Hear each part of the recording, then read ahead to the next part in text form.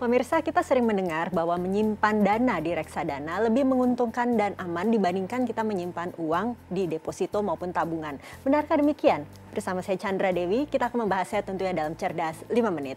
Dan bersama saya setelah ditemani bersama Ibu Krizia Maulana, seorang investment specialist Asset Management Indonesia. Selamat pagi Bu Krizia. Selamat pagi Mbak Andra. Langsung saja, sebetulnya apa memang benar menyimpan uang di reksadana ini aman?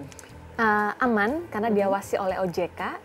Dan ketika investor berinvestasi pada reksadana, tidak perlu khawatir kalau uangnya bisa dibawa lari oleh perusahaan MI. Karena prosesnya adalah investor mentransfer uangnya pada rekening atas nama reksadana yang diadministrasikan oleh bank kustodian.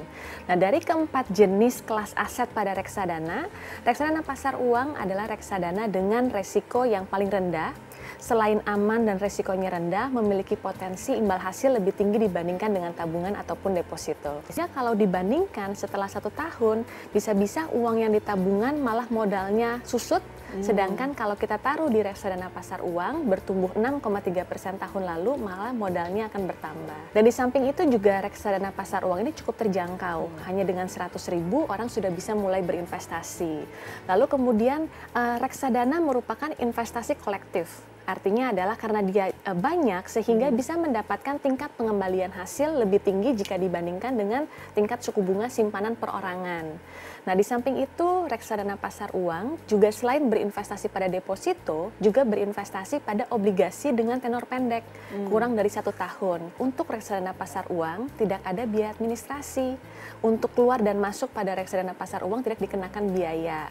Nah, jadi selain memang uangnya bisa digunakan kapan saja, juga tidak ada penalti. Oke, kalau gitu kalau kita sudah memiliki reksadana pasar uang, kita tetap harus tidak sih punya tabungan maupun deposito? Harus punya tetap tabungan dan deposito karena tabungan dan deposito adalah produk perbankan dengan fungsi yang berbeda. Tabungan bayangannya adalah untuk transaksi harian, sedangkan kalau deposito kan memang kita sudah mengalokasikan dana untuk jangka waktu tertentu yang sudah ditentukan di awal. Nah, sehingga ketika seseorang memiliki reksadana pasar uang juga harus memiliki tabungan untuk kebutuhan rutin.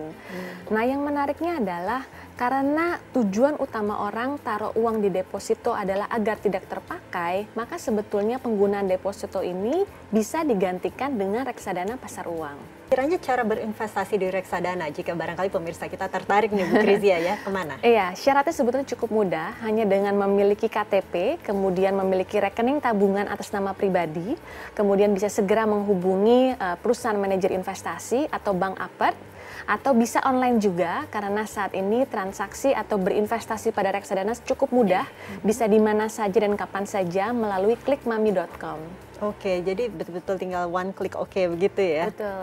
Oke, baiklah Bu Krizia, terima kasih banyak atas kehadirannya. Dan pemirsa, demikianlah Cerdas 5 Menit, Cerdas Finansial untuk episode kali ini. Saya Chandra Dewi, terima kasih atas perhatiannya. Sampai jumpa.